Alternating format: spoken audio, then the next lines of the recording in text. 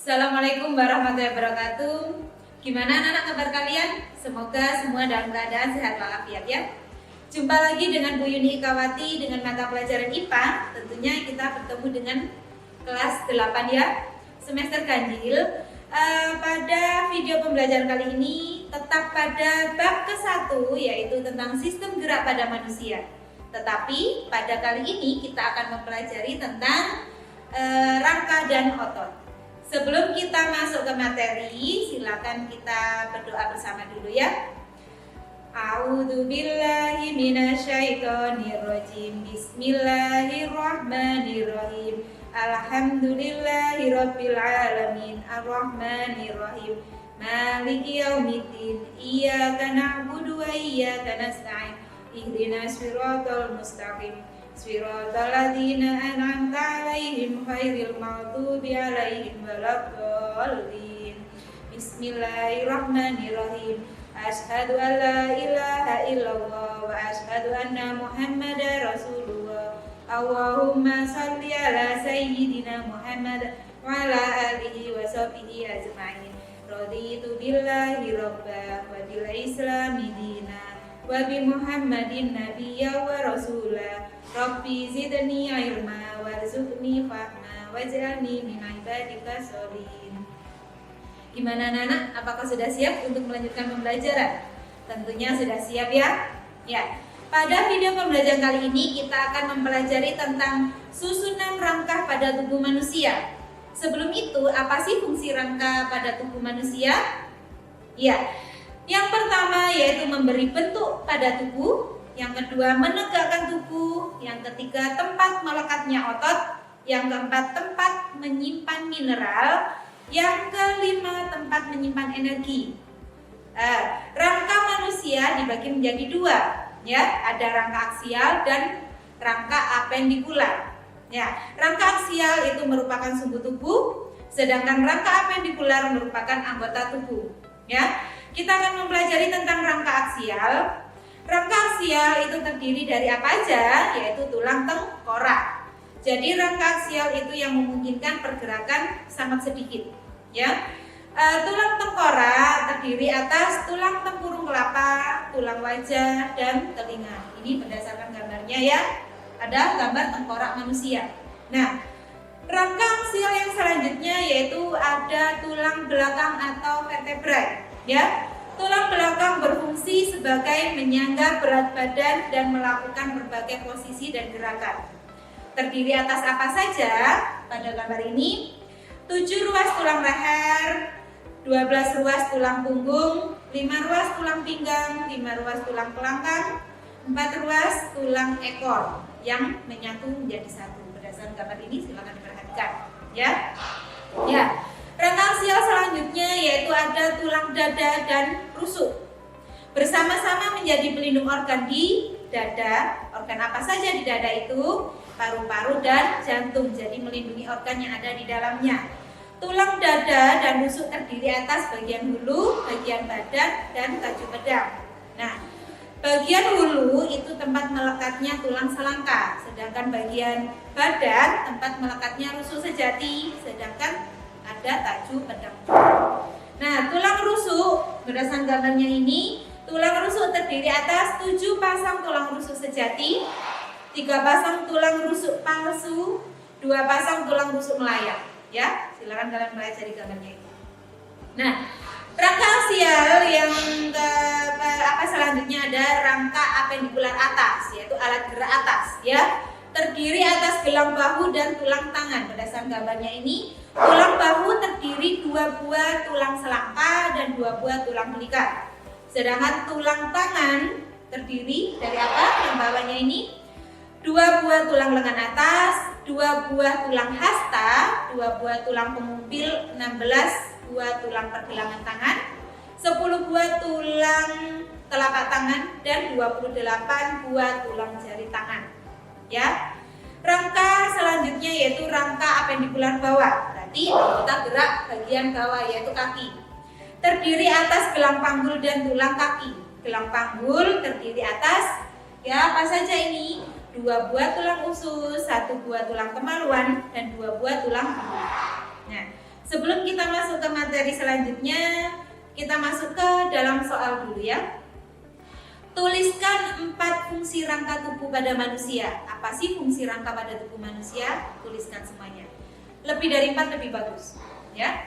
Nah, selanjutnya hubungan antar tulang yaitu sendi. Ini ada tambahnya sendi. Hubungan antar tulang disebut dengan artikulasi. Hubungan antar tulang yang memungkinkan pergerakan disebut dengan persendian.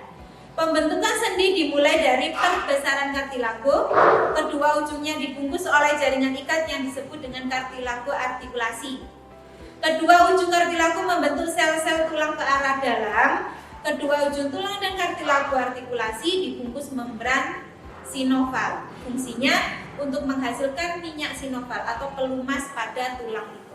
Kenapa kita dapat bergerak? Karena pada persendian kita dapat pelumas. Nah, hubungan antar tulang selanjutnya ada sendi mati, ya, macam-macam sendi. Ada sendi mati, berfungsi ya, merupakan hubungan antar tulang yang dihubungkan oleh serabut jaringan ikat sehingga tidak dapat digerakkan.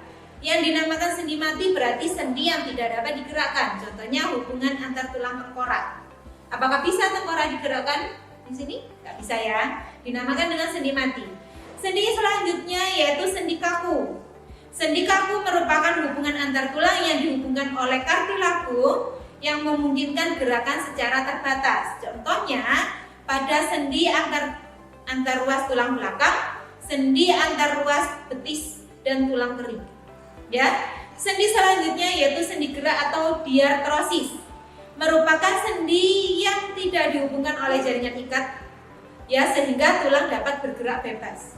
Dinamakan sendi gerak karena dapat bergerak bebas. Nah, tersusun atas apa saja?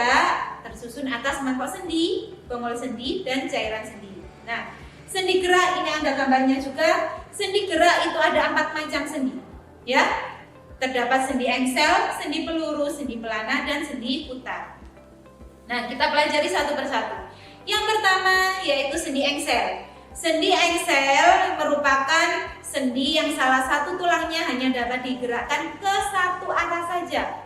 Contohnya seperti engsel pintu. Ya, contoh pada tubuh kita yaitu pada lutut, siku, ruas antar tulang jari. Ya, sesuai pada gambarnya ini. Yang kedua yaitu sendi peluru.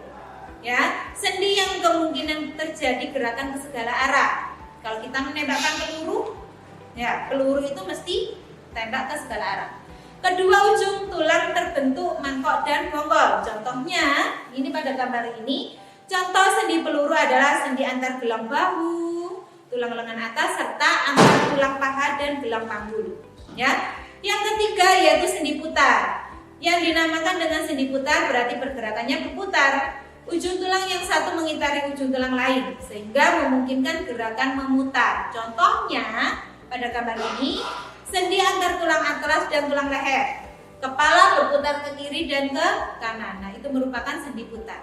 Ya. Sendi yang keempat yaitu sendi pelana. Pada gambarnya ini juga kedua ujung tulang membentuk sendi berbentuk seperti pelana dan berporos 2. Contohnya sendi tulang ibu jari, antar tulang telapak tangan dan ruas jari. Ya. Selanjutnya kita mempelajari tentang otot. Otot disebut alat gerak aktif karena dapat berkontraksi. Ciri-ciri otot, yang pertama kontraktibilitas, kemampuan memendek dan dari ukuran semula. Yang kedua ekstensibilitas, kemampuan memanjang dari ukuran semula. Elastisitas, kemampuan kembali ke ukuran semula. Ya, jenis-jenis otot itu yang pertama ada otot lurik. Berdasarkan gambarnya ini, berarti gambarnya ada lurik-luriknya, memiliki garis gelap terang. Ya, itu merupakan aktin dan miosin, komponen penggerak otot, berbentuk silindris dan memiliki banyak inti di tepi. Ya, selanjutnya, nah jenis-jenis otot-otot luri, otot rangka merupakan otot luri. Ya, terdapat pada rangka. Otot luri dikenal oleh otak merupakan otot sadar. Ya, otot rangka memiliki bagian tendon dan empal. Tendon yang melekat pada tulang diam disebut origo. Ya, jika otot berkontraksi maka empal akan memendek, membesar dan mengeras membuat tulang terangkat. Nah, selanjutnya yang kedua ada otot polos. Berdasarkan gambarnya berarti polos ya, gelondong. Berinti satu, terdapat intinya di tengah-tengah, berbentuk gelondong dengan kedua ujung meruncing. Ya, bekerja secara tidak sadar. Kalau tadi otot lurik sadar, otot kolot tidak sadar. Kerjanya lambat, tidak cepat lelah. Contohnya pada organ-organ dalam tubuh, pada organ pencernaan, pada kelamin, ekskresi, pembuluh darah. Ya. Selanjutnya ada otot jantung, sepersis dengan otot lurik, tetapi bercabang. Nah, ini sesuai gambarnya, berinti banyak di tengah, intinya sangat banyak sekali, terletak di jantung. Yang dinamakan otot jantung berarti letaknya di jantung, berbentuk serabut lurik bercabang, bekerja secara otonom. Ya. Selanjutnya sifat kerja otot itu ada antagonis dan protagonis.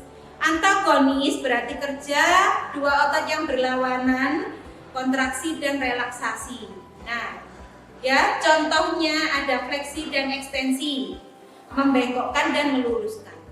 Nah, ada kerja otot sinergi, kerja kedua otot yang saling bekerja sama. Contohnya pada otot pronator teres dan pronator quadratus yang menimbulkan gerakan menelungkup dan menengadah pada kedua telapak kakinya.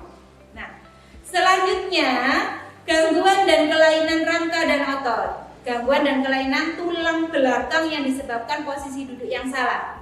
Yang pertama ada skoliosis. Skoliosis itu yaitu tulang belakang membengkok ke kanan ataupun ke kiri. Berarti tulang duduknya ya ke kanan ataupun ke kiri. Nah, selanjutnya lordosis. Kalau kalian mengucapkan lordosis, mulut kalian keluar, berarti tulang belakang membelok ke arah depan. Sedangkan kifosis, kalau mengucapkan ki, mulut kita ke dalam, berarti membengkok ke belakang, berarti membungkuk, itu namanya penyakit kifosis. Paham ya? Ya, jadi sikap duduk yang benar itu lurus, tidak membelok kanan, kiri atau depan atau belakang. Jadi lurus itu posisi duduk yang benar. Ya.